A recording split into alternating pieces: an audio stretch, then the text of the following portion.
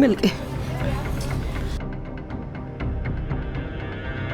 ಇಲ್ಲಮ್ಮ, ಯಾವುದೇ ಕಾರಣಕ್ಕೂ ಈ ವಿಷಯ ನನ್ನ ಮೊಮ್ಮಗಳಿಗೆ ಗೊತ್ತಾಗಬಾರ್ದು. ಅಯ್ಯೋ, ಈ ವಿಚಾರ ನಿಮ್ಮ ಮಗಳು ಗೊತ್ತಾಗೋದ್ರೆ ಮುಂದೆ ನಡಿ ಅನಾಹುತನ ತಡೆಯಕ್ಕಾಗ್ತದಕ್ಕ? ನನ್ನ ಮಗ ಸಿಕ್ಕಾಕೊಂಡು ಸುಳಿಗೆ ನನ್ನ ಮೊಮ್ಮಗಳು ಸಿಕ್ಕಾಕೊಳ್ಳೋದು ನಂಗೆ ಇಷ್ಟ ಇಲ್ಲ. ಅಯ್ಯೋ, ಹಂಗನ್ಬೇಡಕ್ಕ. ಬರ್ತೀನಿ.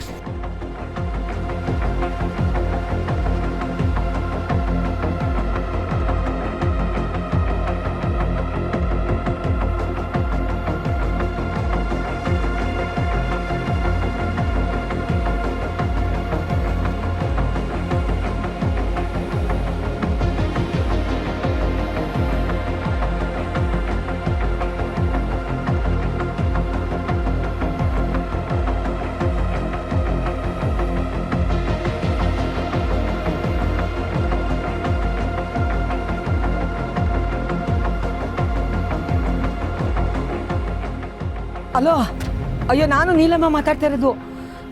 ಅದು ಎಷ್ಟೋ ವರ್ಷದ ಮೇಲೆ ಗಿರಿಜಕ್ಕ ತನ್ನ ಮಗನ ಸಾವಿನ ಸುದ್ದಿ ವಿಚಾರಿಸೋಕ್ಕೆ ಅಂತ ಬಂದಿದ್ಲು. ನಾಗೇಶನ ಸದ್ಯ ಬೆಂಗಳೂರು ಕಡೆ ಬರಬೇಡ ಅಂತ ಹೇಳ್ಬಿಡಿ. ಅವನೇನಾರ ಬಂದಿಲ್ಲಿ ಸಿಕ್ಕಾಕೊಂಬಿಟ್ಟ ಅಂದರೆ ಅಷ್ಟೇ, ನಮ್ಮ ಕತೆ ಮುಗೀತು. ನರಕ ಇಲ್ಲೇ ಸೃಷ್ಟಿ ಆಗೋಯ್ತದೆ. ಮತ್ತೆ ಈ ನಂಬರ್ಗೆ ಫೋನ್ ಮಾಡಬೇಡ ಆಯಿತಾ? ನಾನೇ ಮಾಡಿದಾಗ ನೀ ಎತ್ತು, ಅಲ್ಲಿವರೆಗೂ ಮಾಡಬೇಡ.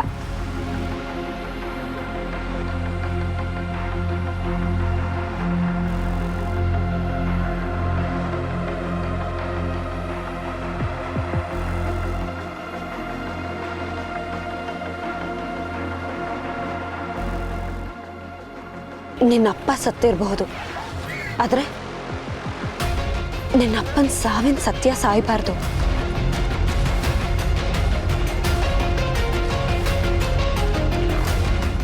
ಒಳ್ಳೆಯವ್ರಿಗಾಗಿದ್ದ ಅನ್ಯಾಯ ಪ್ರತೀಕಾರ ಇಲ್ಲದೆ ಮಣ್ಣಾಗಬಾರ್ದು.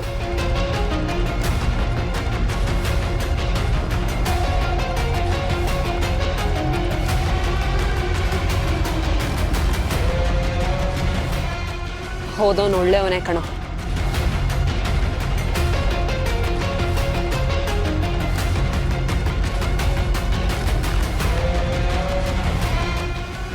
ಏನ್ ಹೇಳ್ತಾ ಇದೀಯ ಸತ್ಯ?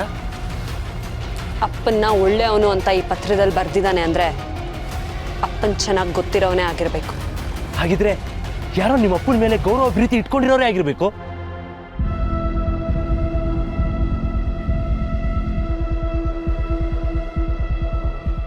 ಬರೀ ಗೌರವ ಪ್ರೀತಿ ಆಗಿದ್ರೆ ಈ ತರ ಪ್ರತೀಕಾರದ ಮಾತು ಬರಲ್ಲ ಕಣೋ. ಹಾಗೆ ಬರ್ಬೇಕಾದ್ರೆ ಅವನ ಅಪ್ಪನ್ ತುಂಬಾ ಹತ್ರದವನಾಗಿರ್ಬೇಕು, ಅಥವಾ ಅಪ್ಪನ ಸ್ನೇಹಿತ ಆಗಿರ್ಬೇಕು. ಕರೆಕ್ಟ್ ಸತ್ಯ.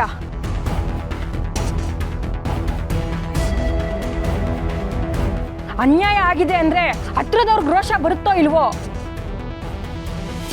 ಆದ್ರೆ ಸ್ನೇಹಿತರಿಗಂತೂ ರೋಷ ಬಂದೇ ಬರುತ್ತೆ.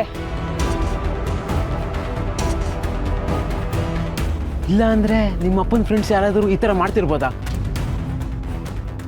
ಸತ್ಯ, ನಿಮ್ಮ ಅಪ್ಪಂಗೆ ಯಾರ್ಯಾರು ಕ್ಲೋಸ್ ಫ್ರೆಂಡ್ಸ್ ಇದ್ರು ಅಂತ ನಿನ್ಗೇನಾದ್ರು ಗೊತ್ತಾ? ಅಪ್ಪನ ಬಗ್ಗೆ ಎಲ್ಲ ವಿಚಾರ ಗೊತ್ತಿರೋರು ಯಾರಾದ್ರೂ ಇದಾರ ಸತ್ಯ? ಇಲ್ಲ, ಅಪ್ಪ ಸಾಯೋ ಕೊನೆ ದಿನಗಳಲ್ಲಿ ಅವ್ರ ಜೊತೆ ಇದ್ದವರು ಅಂತವ್ರು ಯಾರು ಗೊತ್ತಾ?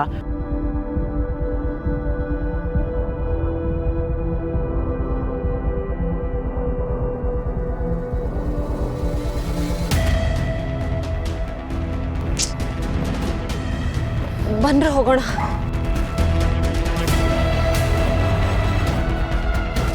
ನಾಗೇಶ್ ಅಂಕಲ್, ಗೊತ್ತು ಕಣ್ರೋ, ನಾಗೇಶ್ ಅಂಕಲ್. ನಾಗೇಶ್ ಅಂಕಲ್. ನಾಗೇಶ್ ಅಂಕಲ? ಅವ್ರು ಯಾರು ಸತ್ಯ? ಅವ್ರ ಅಪ್ಪನ ಕ್ಲೋಸ್ ಫ್ರೆಂಡು. ಅವರು ಮತ್ತೆ ಅಪ್ಪ ಅಣ್ಣ ತಮ್ಮಂದಿರ ತರ ಇರ್ತಿದ್ರು. ಅವ್ರು ಹೇಗೆ ಇದ್ರು, ಯಾವುದೇ ಪರಿಸ್ಥಿತಿಲಿದ್ರು ಅಪ್ಪನ ಜೊತೆನೇ ಇರ್ತಿದ್ರು ಕಣ್ರೋ.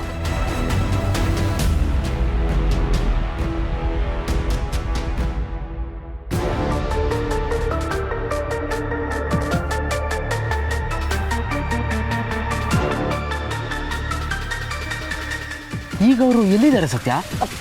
ಅದೇ ಗೊತ್ತಿಲ್ವೋ. ಅಪ್ಪ ತೀರ್ಕೊಂಡ್ಮೇಲೆ ತುಂಬಾ ವರ್ಷಗಳ ಕಾಲ ಅವ್ರ ಮನೆ ಕಡೆ ಆಗ್ಲಿ ಗ್ಯಾರೇಜ್ ಕಡೆ ಆಗ್ಲಿ ಬರಲೇ ಇಲ್ಲ. ಅದಾದ್ಮೇಲೆ ಯಾವತ್ತೂ ಕಾಣಿಸ್ಕೊಂಡೇ ಇಲ್ಲ. ಹಾಗಿದ್ರೆ ನಾವು ಅವ್ರನ್ನ ಭೇಟಿ ಮಾಡಿದ ಎಲ್ಲ ವಿಚಾರ ಗೊತ್ತಾಗ್ಬೋದಾ? ನನಗೆ ಒಂದು ಅನುಮಾನ ಕಂಡ್ರು. ನಾಗೇಶ್ ಅಂಕಲ್ ಯಾಕೆ ಹೀಗೆ ಮಾಡ್ತಾರೆ? ಅವ್ರು ಏನಾದರೂ ಹೇಳಬೇಕು ಅಂತಿದ್ರೆ ನನ್ನ ಹತ್ರನೇ ನೇರವಾಗಿ ಹೇಳ್ತಿದ್ರಲ್ವಾ?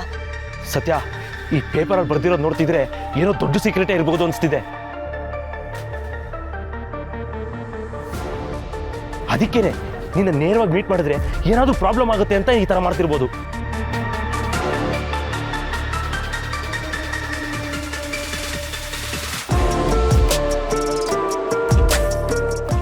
ಇರ್ಬೋದು. ಎಲ್ಲ ಪ್ರಶ್ನೆಗಳಿಗೂ ನಾಗೇಶ್ ಅಂಕಲೇ ಉತ್ತರ ಅನ್ನಿಸ್ತಿದೆ.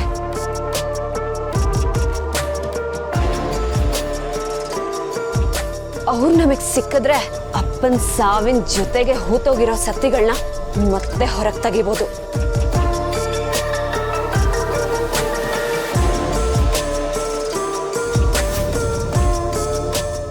ಒಂದ್ ವೇಳೆ ಈ ಪತ್ರದಲ್ಲಿ ಬರ್ದಿರೋದ್ ನಿಜಾನೇ ಆಗಿದ್ರೆ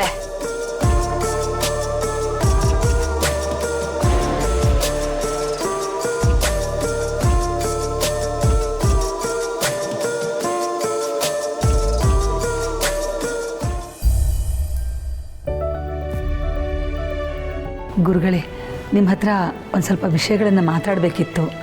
ಕೇಳಿ ಸೀತಮ್ಮ. ಮದುವೆ ವಿಷಯದಲ್ಲಿ ನೀವು ಹೇಳಿದ ಹಾಗೆ ನಮಗೆ ನಡ್ಕೊಳ್ಳೋಕ್ಕಾಗ್ತಾ ಇಲ್ಲ. ಯಾಕೆ ಅಂತ ನಮಗೂ ಗೊತ್ತಾಗ್ತಾ ಇಲ್ಲ ಗುರುಗಳೇ. ಆದರೂ ಮದುವೆ ಕೆಲಸಗಳು ಶುರು ಆಗೋದಕ್ಕೆ ತುಂಬಾ ತಡ ಆಗ್ತಾ ಇದೆ.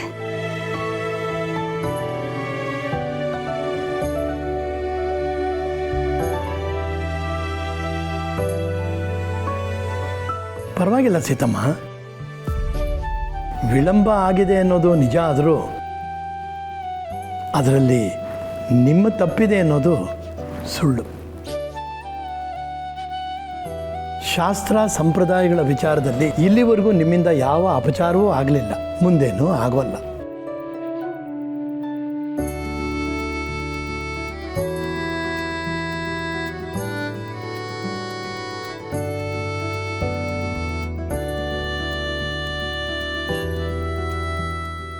ಆದರೆ ಒಂದು ಮಾತು ಹೇಳ್ತೀನಿ, ನೆನಪಿಟ್ಕೊಳ್ಳಿ.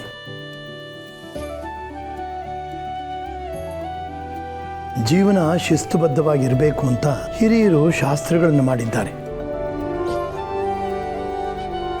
ಶಾಸ್ತ್ರವೇ ಜೀವನ ಅಲ್ಲ, ಇದು ನಿಮಗೆ ಮುಂದೆ ತಿಳಿಯುತ್ತೆ.